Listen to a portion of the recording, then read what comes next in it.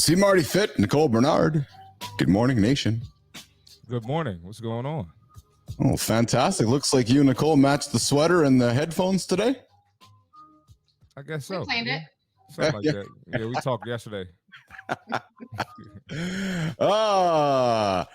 Nicole, before we jumped on, I quickly said hello to see Marty, and I said, man, that extra hour just feel like the extra hour just provides a little extra energy for me. I don't know, those that are waking up this morning with us, I suspect I got an extra 1 hour, 20, 30 minutes last night, and maybe an extra 20, 30 this morning that I slept a little later. I added it up, and I was like, whoa, went for a walk this morning. I sent you that picture, and I feel great. Big day ahead of me today, and I'm going to start putting some energy over to see Marty, because he says that he's vibing for some rest and recovery. Yeah, you see Marty? You took an hour from me, Keev. Like, I don't appreciate that. No, you're still catching up from your weekend. Yeah, definitely. Yeah.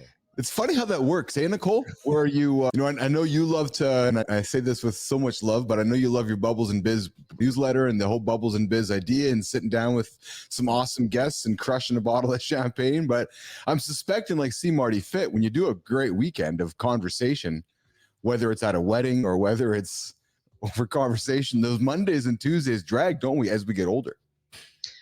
Yeah, I don't drink the whole bottle anymore. Can't do that. You leave that to Marty. Yeah. No, I don't. No, I can't do that either. I'm good. I'm right there with y'all. Yeah, it's funny how that works, eh? We get a little older, we're like, no, I'll just stick at a couple of glasses. Just give me a cup. I'm good. Yeah. That's funny. Hey, we got a big show today. John Pappaloni, I think is how you say his name. John Pappaloni is joining us today. He's a podcast host. He's a speaker, personal branding guy, real estate mortgage agent, host of the John Pappaloni Show. So he's going to join us on the bottom half hour of the show. Looking forward to welcoming John in and have some conversation with him. We'll see what he's here to sell. He's been on Bubbles and Biz. He's awesome. Okay. He's a fellow Canadian. Oh, he is. Oh, I didn't dig Toronto, too far. I think. Oh, I'm sorry to hear. I'm not totally sure, so I don't know, but yeah, it's definitely Canada somewhere. Yeah. How was your day yesterday, Nicole? It was good. My son had a baseball game last night, and he's 10. It was the first time he's pitched, so it was neat to watch. But I'm watching somebody do something that they're super uncomfortable with. He's a really quiet kid, all eyes on you when you're on the pitcher's mound. So yeah, it was awesome, but it was stressful to watch as a mom. See, Marty, can you relate? Young athlete growing up, being whatever it would have been, 10, 11, right? 10 years old. Do you recall those moments? I know you are a successful athlete, just slowly retiring, transitioning in life. We're always an athlete, right? See, Marty, but always. Do you relate to Nicole's boy's story, 10 and stepping into something you're uncomfortable with? Yeah, I know the feeling. He'll be fine. He just needs to get the repetitions in. Yeah. Just encourage him. He'll be fine. Yeah. So it's what it is, the reps, right? And it's funny too, Nicole, since we've started the show, and I know you've experienced it too, people knocking on the door saying, hey, I'd love to come on, but I'm nervous. Well, hey, just come on, sit with us, bring your coffee, and come on. Because you can testify to that, Nicole. You have been on here now 36, 39 shows now, and are, I don't know if you still are, uncomfortable with the whole video thing, but pretty much normal for you now, just looking at the light. Am I wrong? Yeah, I guess I don't really care anymore, because once you start doing it, it's like, this isn't so bad. I'm not gonna die. Yeah. I don't care anymore. Yeah, and see, Marty, I know I've watched your progression come out as a creator and as somebody who we get more confident with getting the reps in, and it's getting somebody to the place of just finding that confidence of getting the reps in. Yeah, that's all it is. I always tell people too, if you look at my first episode compared to now, these are two different people. Who is this guy? So it's definitely all about the reps. You get comfortable, you get more confidence, and you're good to go. I could do this in my sleep now. Yes. Yeah. That's the fun part of this whole creator life. Hey, Marty, since you've really jumped into creator lifestyle, supporting fitness coaching lifestyle, is it what you expected it to be, or has it had been a bigger grind than you thought it was going to be? That's a great question. Honestly, I didn't know what to expect. I knew it was going to be hard work. If I'm the most I'm surprised about is the backlash and the negative comments. Oh, it's crazy. It is crazy. Yeah. I'm talking about controversial stuff, so that's Yes. what comes with it. Yes. I put myself out there, but it's crazy. Yeah. That's wild. So It's what one would say though, see Marty, if you're getting the reaction, then you're having an effect. The key now, and I know you're like me, keeping it real. So the key now for you, and actually even you and I, if I can even speak with you out in the open to talk with you about this, is that the key now is to find a way to, and we've talked about this even just on text. The key now is to find a way to take that attention and those comments and what you're really good at, and make people that want to monetize, and there are people that, people that already are monetizing you, but even more that want to monetize you, make them feel comfortable accepting that the comments are okay. It's human discussion. It's awareness. It's because it's not going to be for everyone, but there's going to be some things that you might, as you mature as a brand, if I can use that word, you're going to maybe step away from as you get older and mature as a brand, as C Marty Fit, Christopher Martin, less brunch, because I can see what you're defining yourself as, and as you keep massaging it, iterating it, and it's also about iteration, isn't it? definitely, absolutely. But no, that you're absolutely right. Definitely trying to not change my brand, but almost like a rebrand. Yeah. And step away from and coaching in person and just showing more of my knowledge and just being okay with my message not being for everyone, and Yes, still doing what I do and catering to the people that actually love the message and appreciate the message. So amplifying that, right? absolutely. Yeah. See, Marty, Christopher Martin, is there, I think I know the answer to this, but I have to ask it. There's a strategic reason for the sunglasses, right? The sunglasses are part of a certain character persona. Sunglasses come off, not a certain, like I'm right with that, right? Like that's there's strategy around that, isn't there? Yeah, it's gonna be corny, but it's like no, it's brilliant. It's brilliant. No, it's brilliant. Yeah, it's like I'm blocking the haters, and then and it just like sunglasses when you wear them indoors, it just annoys people. So if you're annoyed with me, you're gonna be even more annoyed that I have the sunglasses on, and it's probably gonna force you to make one of those negative comments, which just sends my post through the algorithm. So yeah. Nicole, there's a famous broadcaster here in Canada, more ancient than I am. So it just tells you I'm ancient. So if I'm 80, he's like BC. Oh boy. Yeah, exactly. Oh, lords. Yeah, we're talking lords, Nicole. We're talking lords and knights and all of that. He always, when he did his radio show in the afternoons, always wore sunglasses, even before the show became televised. And then when they started televising the radio show, because it was like a thing back before streaming and televising, like Regis and Kelly or like sports shows, he would always wear sunglasses because his reason, C. Marty, was when he went out and he broadcast into a high profile market. He was a high profile broadcaster. He kept his eyes covered because when he went out in public, it allowed himself to still stay anonymous. Because in his point of view, the eyes are ultimately how people recognize you.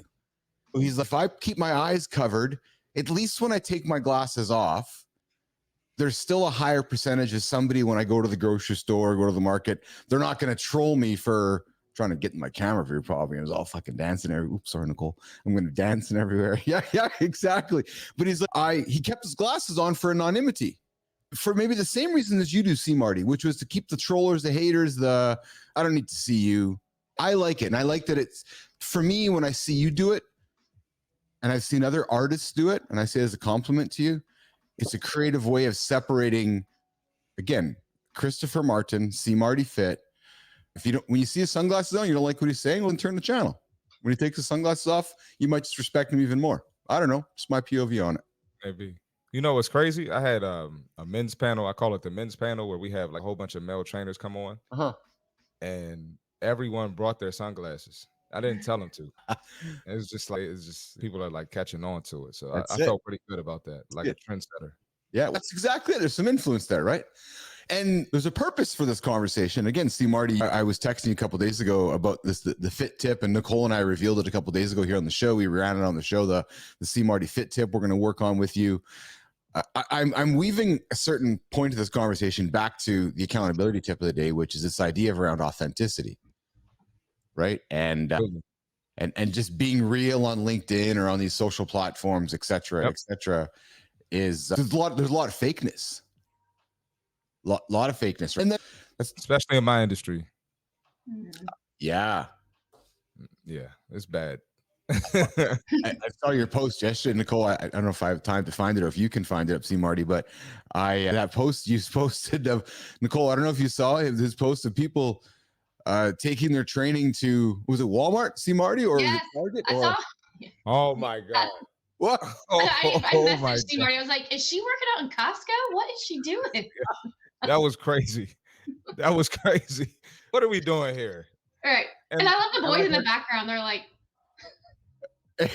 yeah, it is. What are we doing here? That's exactly it. And then her caption was like, yeah, these are the leg day exercises you need to be doing. And it's like, why are you doing that in a store? What's wrong with a gym or just going to the park? What's wrong? Why? It's here. Let's just pull this up for anybody who wants to pay attention to the kids in the background crack me up.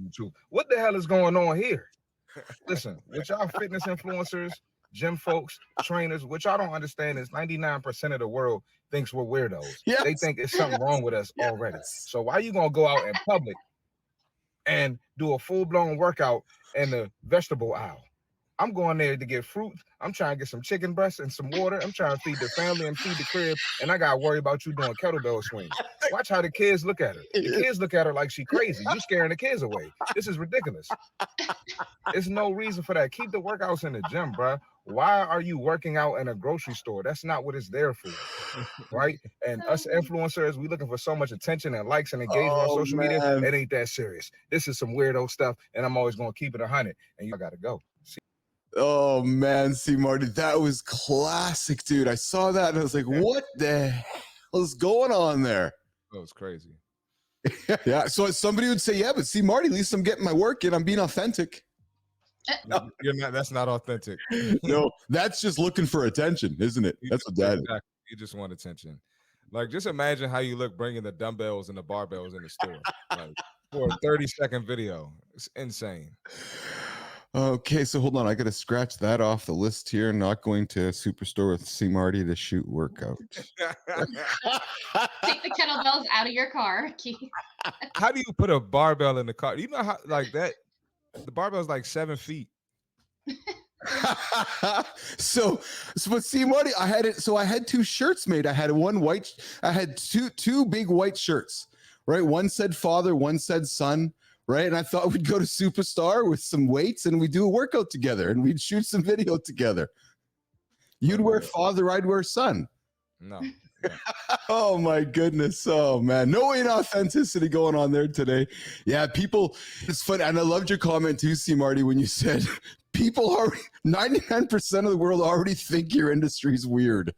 They do. And I'm trying to shine light on fitness being for regular people, like fit people. We're just regular people. They could be parents, they could be business people, and this just these people make it worse.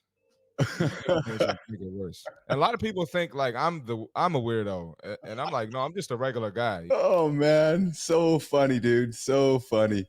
All right, so let's shift on over to our little morning accountability post of the day. Before I come back to two maybe daily topics, and then we'll welcome John Pappaloni in. So there's some stats that I was reading about this morning. LinkedIn really is trending to be really the next X Twitter. Right? There's much momentum going on there. And as you look at X, Twitter, Instagram, Threads, these places where people are showing up and spending their time and building their communities, apparently LinkedIn seems to be the leader right now. So we're going to come back to that in a few moments. See, Marty, something for you that I want to throw on the table for discussion, and actually you too, Nicole, because of what you enjoy doing in your spare time, which is jaunting all over the planet. But experts say that sprinting offers health benefits that jogging cannot, and in far less time. And Marty, you D1 athlete guy, I'm sure you did some sprinting in your athletic career. And actually, I think I saw a video of you and a young lady sprinting. Where was it? Maybe in your neck of the woods there on Instagram there? You guys just doing the sprint? Yeah, that was Safeway? under the. Wasn't Safeway. I could guarantee that. Wasn't that? You know what? Down the aisle. I used to teach my kids. Oh man, funny story. So as Carter and Piper got a little older, and I'd leave them in a truck to run into the superstore or into the grocery store. I said, "Okay, Dad's gonna go run in and grab some milk or something." And not bad parent, Nicole. No judgment. Just they're fine. I leave my kids all the time. Yeah. Okay, good. So I would say to them, "See, Marty, you're gonna love this, man." It's okay. I've parked here.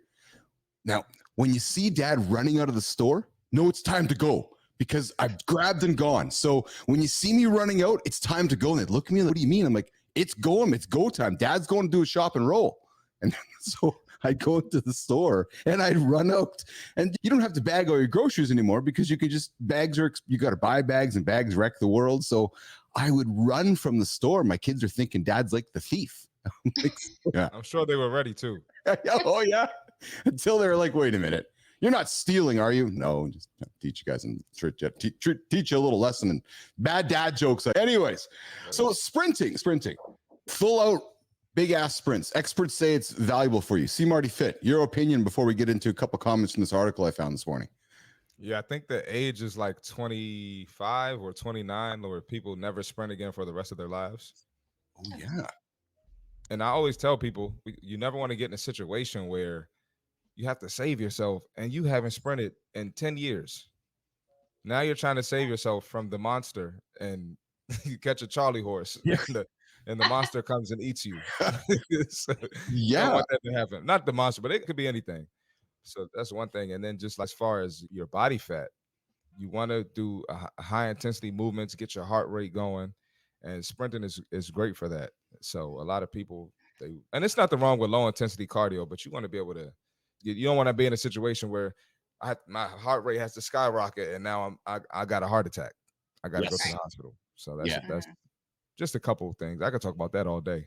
I bet. And I guess, Nicole, even when you're weaving it into your training, you don't go from 0 to Christopher Loutman. Yes.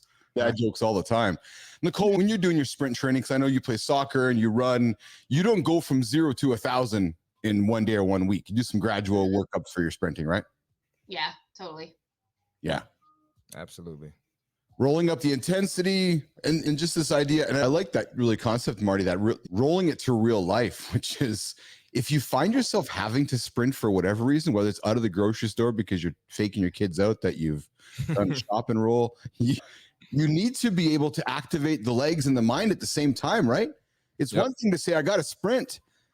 I crack a joke. We've all seen the police officer, maybe who's been to the coffee shop a few times. Yeah. What's up with these cops? Who are you saving?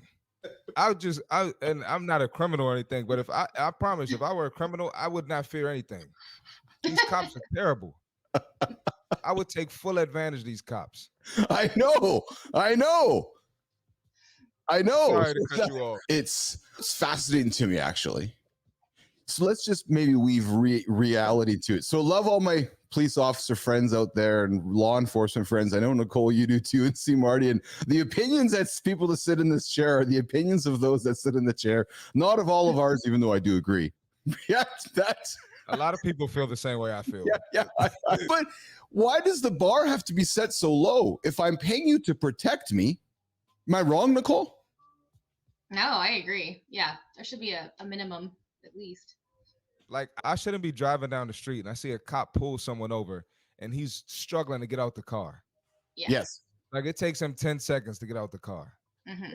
When you're essentially footing the bill, so you as a taxpayer, you're paying a salary. Yeah. That's your employee in effect, right? No, in a sense, it is. You're right. I agree. I think they need to increase the pay, hold them to a fitness standard, and have more, I guess, qualifications as far as their fitness. And that's what I think. But hey, what do I know? But I like that about you, Seymour. That's not unreasonable. I don't think it's unreasonable at all. You're saying, hey, I think this. I'm happy to pay you more. I'm happy to give you more. But dude, you got to work for it. You need to, there needs to be some kind of level of fitness that Nicole, I see you nodding. You seem to probably tend to agree with that as well. I know I do. Yeah. My bad. Yeah. No, yeah, you go. Just like the sprinting thing. Like, do you think that guy could probably sprint after somebody that you saw? Like, Exactly. Yeah. And then if I'm a criminal, right, and I see this super in shape cop, he can sprint, he's stronger than me, he has a weapon, maybe I'm not going to steal out of the store. But if I see Tubby Tom as the cop, Yeah, yeah, yeah. and I know he can't catch me, I'm taking everything out of the store Yes, yes. every day. Yeah. Yes. I spent some time with Joseph Malone, one of my guest special ops guy. And then I saw him on Instagram with his shirt off. And I'm like, okay, yeah, I'm not going to mess with you, man, because I don't want to, you're going to mess me up. Yeah. Right? He was a law authority, special ops, military, police officer guy. I'm like, all right, yeah, I'll respect that. All right, I see John Papaloni waiting for us in the green. We'll bring him here in a few moments, team. But before we do that, let's dig into two quick things, and then we'll welcome John in. So quickly, accountability check-in for the day. I really want to shine a light on this because it is part of our discussion today with John Kraske joining me here today, coming up at noon. Nicole, see Marty Fit. There's just a lot of chatter. It seems like, at least in my feed, whether all these LinkedIn super creators are real, whether their audiences are real. Some are being called out. Some are like, here's how you can tell if some are fake, and here's how you can tell if some aren't fake, et cetera, et cetera. I created a fun little video. I'm going to throw it up here in a little bit about it. Being real on LinkedIn or perhaps any social platform, there's no question. And this is why I even asked you earlier on today, see Marty Fit. And Nicole, even since you've been really active on the platform, I'll say this with me, and we've been on this daily, constantly, it's a commitment. Mm-hmm. Oh, yeah. Yeah, put the work in for sure. Yeah. Show up every day, put in the effort. See, Marty, the honest engagement. Right? And it's about keeping it real, avoiding shortcuts, being consistent, obsessing over your audience, creating content that resonates, iterate. I was talking to a friend last night. You can't dabble. If you're going to do this, you got to commit, or else you might as well not even do it. Frankly, if you want my honest, if you want me to save you money, I'll give you just a frank opinion. If you want me to save you money, don't just dabble in social content. How do I know? I built a business on it, so I might have a little bit of experience on that. So if you want to know a little bit of tricks in my playbook, you can't just get around with this. You got to go all in, frankly. It's because you know what? Here's the thing, because you're competing with somebody that is. Yes. So if you think that you're, oh yeah, I'm going to do 2 posts a day and sit back and watch how great you are. Yes, how great you are. Yeah. And you got to ask yourself, what does my customer want to feel about how great they are? Obsess over your customer, be authentic over your customer, hater, then do it again the next day and the next day and the next day. That's hard work, man. Ooh, it's hard work. It is. It's hard work. Authenticity builds trust. Again, weaving the whole topic in, Nicole, as you've gotten to know C. Marty Fit, and as I have from his first appearance on the show, and as I see him, sunglasses on, sunglasses off, whether you like one version or not, that authenticity builds trust. And we don't have to like everybody, but we can respect somebody. We can respect somebody's POV. See, Marty might not like everything I have to say, but I know that he respects me as the OG, as he calls me. He's like, I'll listen to what he has to say. I don't know if I have to like what he has to say, but you can respect it because there's difference there, isn't there? See, Marty? Absolutely. And I know, Nicole, as you and I aspire to build this kind of global conversation, that's really the goal here as we'll welcome John in a couple moments, is bring different points of views and have great conversations. Right? So keep it real, keep it authentic. That's how you build trust. That's the foundation of human connection. Human connection is the key, frankly, to your business growth. So that is today's accountability check-in. Show up, put in the effort, be real. That's how you do it on LinkedIn, all those social platforms, et cetera, et cetera. All right, 28 minutes in. John Papaloni joining us here in a couple minutes, guys. Before we do that, though, quickly, I want to touch on one other thing. I'm getting better at just making sure we hit our topics, guys. So people are like, Billis, why are you all in on LinkedIn? I'll tell you why I'm all in on LinkedIn. Because from my POV, it's the world's global address book of real human beings with wallets. Whether they check in once a day, once a week, a few days a week, somewhere in their lifetime of their career, whether they're 18 or 20, and then they hit 25 and 30 and 35, 40 and 50, they're probably going to have a presence somewhere in this platform. So to me, that's the starting point of my relationship with them, Nicole, where then I find them on Instagram, find them on Facebook, find them on the other platforms. But to me, LinkedIn is the seed. Because what it also is for me is that for the most part, what I recognize by spending a lot of time here, real human beings. Mm-hmm. Less bots, less not fake human beings. So hence I'm all in here. And the stats, see, Marty, are proving that. Look at As of March, so I'm looking at some quick stats here. As of March, LinkedIn's web traffic was up 10.6% year over year, compared with a decline of 15.2% for X. Compared with 2022, after Musk took over Twitter, X's web traffic has declined by 10%, while LinkedIn has grown 18%. Yeah, isn't it? It's different. It's a different place, that's for sure. Yeah. In addition, the firm found that worldwide Android app usage of LinkedIn was up 14% since November 22, as of March, while X had dropped by 20%. So it's, I'll share this article. I found it on TechCrunch this morning, and I'm just looking to where it I will find, SimilarWeb. There's a few other kind of statistic groups that call that data. But I guess what I'm trying to say is I can see it myself. I'm spending a lot of time here, and there's certainly a lot of growth activities. So if you're looking to build your business, I would invite you to spend some time with us here on LinkedIn. See, Marty? I agree. Excellent. All right, guys. So listen, let's do this. Let's pause for a minute. We're gonna bring in John Pappaloni, and I think to do that, I'm going to tease what I got coming up here today at noon in the lab. Talking real and authentic. I got John Kraske joining up, big LinkedIn creator. Have some fun with him, have some jokes, whether he's real or not. So I'm going to run a clip. We'll run a little 30-second video, and then we're back with John Pappaloni. So Nicole, see Marty, invite you to grab your coffee, but I invite you guys to check this out. John Kraske, is he in the metaverse? I don't see him. Is John in the metaverse? Can you help me find him? Is he real? Maybe he's fake. Is he future-proof? Coming up in the lab, John Kraske. My hands, is he real? Good morning, nation. We're back. John Pappaloni joining us from, I think, outside of Toronto, Ontario. Correct. Welcome to the show, my friend. Thanks for having me. I'm honored to be here. Yeah, we're excited to have you here. In the bottom, well, in my left, my bottom right corner, there's my top right corner is Nicole Bernard. I think you guys know each other. We do, actually. Hey, John. Good to see you. Always a pleasure, Nicole. What's going on, John? How you doing? Not bad, man. Not bad. Nice to meet you. I saw you nodding there as we were talking about and X and so forth. And what was your POV on that conversation on just being all in on LinkedIn, John? Yeah, absolutely. I think people say it's futuristic. I think it's already here. I think that look, let's be honest. If you want to interact with major people, you're going to find it on LinkedIn. Now, I'm not saying people don't use Facebook or Instagram or anything else like that, but from my experience, I find that the type of people you want to hang around and network, people that can mentor you or bring you up or help you in some certain way, they don't really hang around the other platforms and socialize the way they do on LinkedIn. Like the other stuff is more of pastime, looking quickly, briefly viewing, where people on LinkedIn are more interested in what they're seeing there. They're there for a purpose. It's not the same social where I'm just looking at cat pictures or something, right? So they're there, the network, they're there to observe and learn, and they're there to grow their network as well. So you're there to grow, they're there to grow. So you guys got a common element. And I think that makes LinkedIn a little bit more valuable in the business space. Mm-hmm, mm-hmm. John, you're a mortgage agent. That's a lot of G's going on in my head there. You're a mortgage agent, real estate agent. You're in that industry. To our audience listening right now, how do you use LinkedIn, and how are you using LinkedIn for your sales tool, networking tools?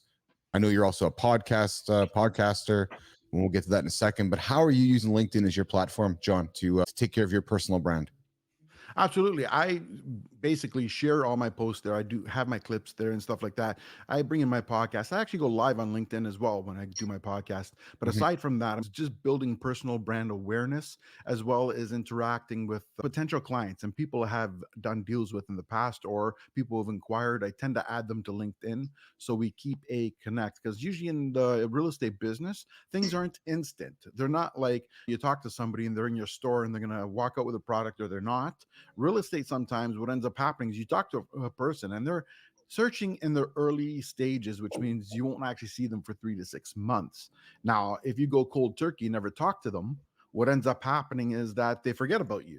If anybody's watching that has sold a house or bought a house 6 years ago, I implore you to ask you, who was your agent? I'm willing to bet at least 50% of the people will not remember. And because it's one of those things, it's a term out of sight, out of mind. And if you're calling a person every month, they're like, even though you're following up, they don't take it as you're following up and you're keeping in contact. They're like, oh, frig, this person just keeps bothering me. Now, if you're connected to them on LinkedIn or something like that, then what ends up happening is they still see you, they still interact with you, and it's not a bother. It doesn't seem like you're in their face. And because they constantly see you still, and they constantly still interact, you're reminding them that you're there without actually poaching or digging or, offending. Yeah, yeah. Nicole, how did you and John meet? I think we met in the podcast group. There's a big podcast, Find a Guest, on Facebook. I'm pretty sure we connected through that. Oh yeah, yeah.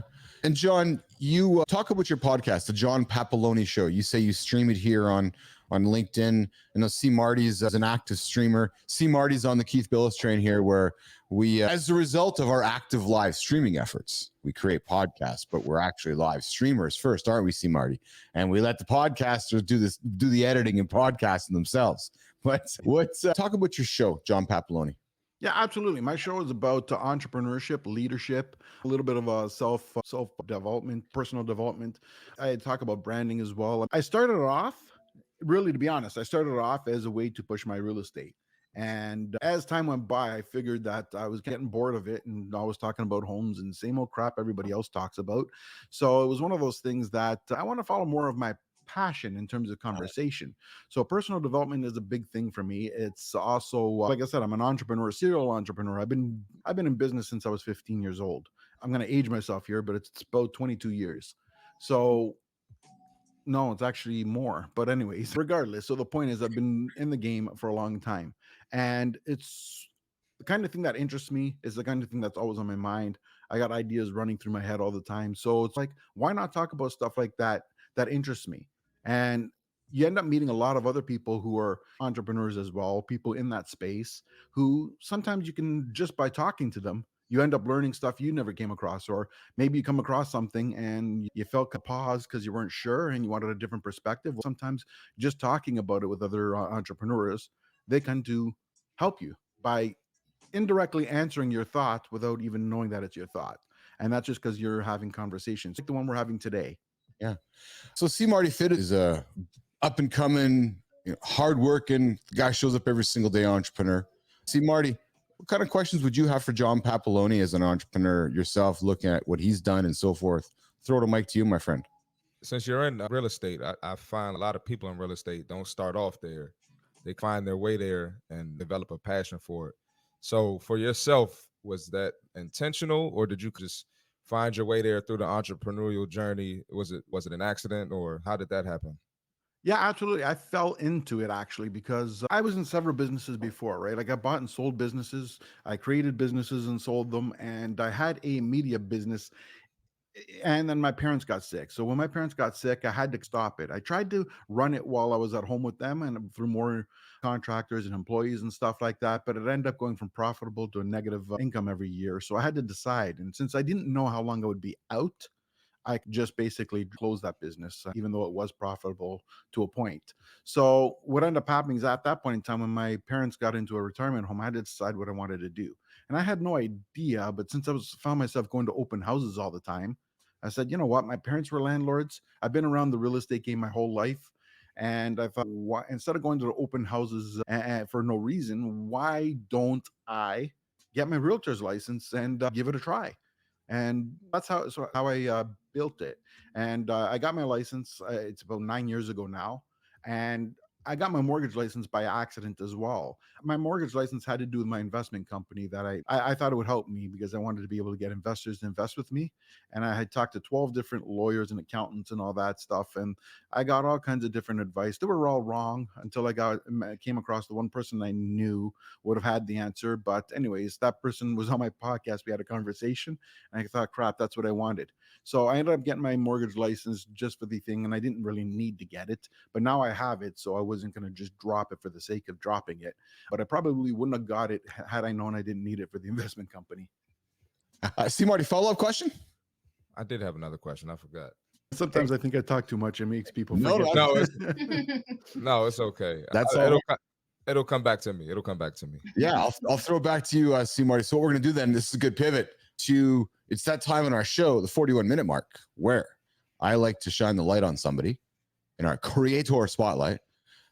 John, I'm not sure if I would expect you nothing about our show or what we do here in the lab, but every single show around this time in the show, 41-minute mark, we like to do what we call the let Keith freeze on the screen part of the show. We like to do what we call the creator spotlight, where we take somebody on LinkedIn who's doing great work, who I think is trying their ass off, maybe making a difference. You can see they're putting the work in, and maybe just need a little bit of nudge. Maybe need to get in front of the larger audience. And typically we surprise them, then we create content about them, and then we push it out on LinkedIn and tag them and have a lot of fun with it. So today, Nicole Bernard, I have somebody who I've met here over the last few weeks, and he's in your time zone. So that's why I'm He's trying. still sleeping. Yes. She had to sneak that in there. See, Marty, actually he is. This is what's funny about this. So we know, and see, Marty, that I show my love through jesting and teasing, and that's how I express myself to my friends and my family, Nicole and John Pappaloni. So to the creator this morning, last couple of days, is like, yeah, I'd love to be on your show, Keith. I'd love to come sit down and have coffee with you and Nicole. I'm like, all right, here's the link. Why don't you come join? Well, maybe I should just read the text, because that might just be the best way to put it. It is, unfortunately, I don't think I would be able to offer much in the way of meaningful insights at 5:15 a.m. Nicole, yes, I know. That's only my first cup of coffee. As I see, that's when you stream. My day starts after I drop off my son and get into my office around XXY time. If you ever do a later show, please let me know. I said, oh, say, sounds good. And then I said, Nicole, just, hey, LOL, Nicole's on the same time zone as you. Just saying. And his response, she's a braver soul than I. Today's creator spotlight, and I shine a light on him because of something he wrote yesterday. And this is why I wanted to invite him on the show. And his name is hold on, I'm going to do this properly here. I'm going to do this here. And Marty, you know how hard I'm trying to get at this. This here is this the guy I'm looking for? Yes. Keev Huffman is our creator spotlight of the day today. So this is Keev. He joins us from, well, doesn't join us because Keev's sleeping right now. So Keev, good morning. Oh, good. Hey, there you go. See, Marty, I'm getting better with the applause there, man. Getting better with it all. It's getting better. So Keev joins us right now, sleepingly from Los Angeles, California. He increases revenues, builds teams, plant medicine, music, media industry expert. The music industry expert got me because I love tunes. 25 plus years, 60 plus brands, $760 million plus in revenue, expansion into Latin America. The guy seems to know a little bit about business, but he made a post yesterday, team. Got me really interested and intrigued as I play the construction in the background here. Yeah, there you go. So it's this idea of fire fast, not furious. He wrote, "You're fired is likely all the person being let go is going to hear when being terminated. But letting an employee go should never be harsh or emotional." And Nicole, look at this comment from Tony Hirsch here in the image here. Most companies are very quick to hire and slow to fire, when really it should be the other way around. Right. So I liked what he called attention to, which is we stand here in the lab for kindness, a big pillar here in the lab of what we talk about here often. But Keev talked about fire fast, not furious, always be respectful and clear. Firing fast is about respect and clarity. And here's how to handle it with dignity. He says clear communication.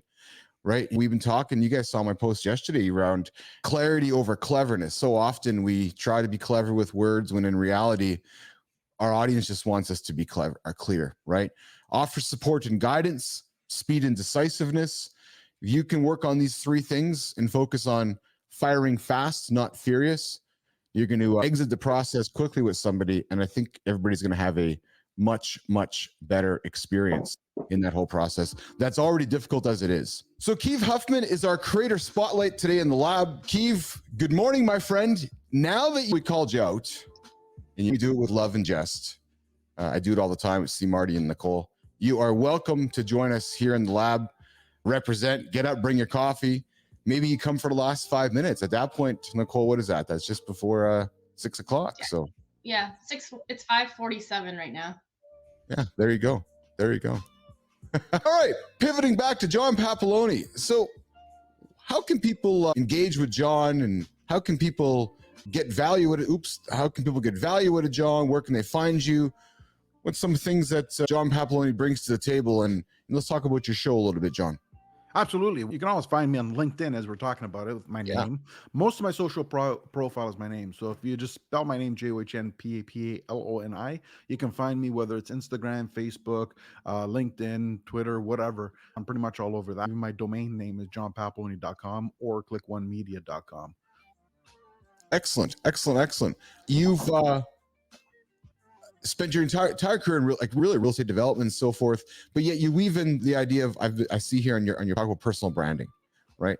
Yeah. What does personal branding mean to John Pappaloni? Absolutely. It's really reputation, your personal reputation, what people know you for, what they expect to get from you. And to be clear, most of my career was marketing. It was actually the later half that was real estate. But regardless, I digress. But yeah, like personal brand is reputation, what you stand for, what your values are. It should be clear, concise, and obvious. I would say that real estate is largely being a great marketer. No? Oh, 100%, right? Like it's one of the few industries that a person can be with any company that you're with and it wouldn't really matter because you're not calling Remax or Royal LePage or anyone else. You're really calling the agent themselves. And most times, contrary to the company's beliefs, that customers really don't care what company you're with. They really want to know if they can know and trust you. Mhm. And that I say was the epitome of personal branding, of where it began, where it was formed, where it became obvious. Because prior to that, everyone talked about companies and brands and stuff like that. Then real estate was the first one to put pictures on their business card, pictures on their banners, pictures on the cars, pictures everywhere of themselves. So what they were doing is putting themselves in front of it and saying that you can trust me. It gets to the point that people don't remember who you work for. They just remember you, or they don't remember you, which is the key component here, right? So the idea of building that brand is you want to be the known name. Yeah. Is that how you stand out? Absolutely. Like you don't really look, no one's gonna, your presentation is great. And really they're just comparing it amongst agents. But most of the people don't read your presentation. They listen to what you say, listen to how you present yourself, and they go by the reputation that you have. And if you have those three things, your presentation means very little because interaction is everything. When was the last time you called somebody and said they had an amazing presentation? I loved everything they said in the presentation, but I met the person and hated them. But I hired them because the presentation was great. Never. But I bet you can say, hey, I hired this person. He came prepared. He had everything ready. He had all this great presentation. I don't know what it was about, but you know what? We got along. We saw things the same way. I bet that was more familiar. It's interesting. So- Go ahead, Marty. Go ahead. John, Keev is looking to buy a house, right? He's talking to different agents. What are you doing to stand out and get Keev to go with you and ditch those other agents? What would you do for as far as maybe your personal brand, or what would you do to get Keev to choose you over those other agents? Absolutely. One of the things is going to be about reputation, right? So I already have a reputation. I'm going to build that. Now, the thing is also trust and preparation. So, like, prime example, when I go and do a listing or a presentation to a potential client, I don't just show up. Like most realtors out there, just show up with a few bunch of papers that have previous listings of things that sold in the area, and that's about it. I go in with a presentation that you're going to get before I even show up. So if I'm meeting you on Tuesday, Monday morning, Monday afternoon, you're going to get a shipment from me that's going to have my presentation that you can look at in advance. And based on that, you're going to already see my presentation. So when I'm meeting you, it's really just to go through an interaction with each other to see if we're on the same page. But my presentation is done in advance. It's not just 4 or 5 things off the MLS that you just got last minute before you showed up, which is what everybody else does. So on top of that, my presentation is different. Now, if you're looking for a house, look, what does everyone do? They send you listings from the MLS, right? So you got my presentation in advance. People get things from the MLS, but I go beyond that because I will figure out what area you're interested in. And just because the house is not available, it does not mean that it's not for sale. And what I mean by that is sometimes people aren't ready to sell, as in they're not ready to list because the house is maybe not in the order the shape they want, but they're thinking of selling. So why not go in that area and find homes, potential homeowners that want to sell? You do that by knocking on doors, sending out flyers or mails. Like sometimes I'll send a letter to every house and say, hey, I have a client that's interested in being in this area. Are you interested in showing your house or listing your house or selling your house? Because I have a potential buyer. So sometimes homeowners will look at that and say, hey, I was thinking of selling it, but I'm not really going to sell it for 2 months. Hey, if Keith is willing to wait the 2 months for the person to be able to leave, what's going to happen? He's going to be willing to see that house. So I might even have a house for him before it even hits the market. Too many people want to go just with what's on the MLS and hope that the dice lands and you just get something. But look, how many homes are for sale today? Inventory is very low. So if you're waiting for something just to show up, guess what? You're going to be waiting a long time because it's not a lot of options. And I don't think a person should settle for something just because there's no option. I think they should be prepared and do what it takes to get what they want, where they want it.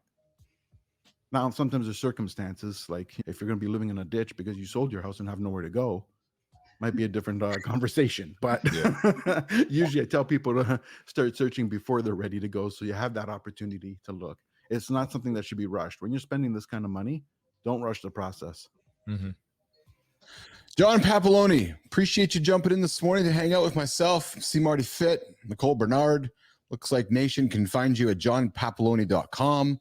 You can get everything you need to know. Clearly, buying a house, financing a house, building a house, insuring a house. My buddy Adam. Hey, Adam Clement, shout out, my friend. You and probably John Pappaloni should connect. I was doing some work with Adam last night on his LinkedIn profile. You guys should probably connect. So you can find John over on johnpappaloni.com.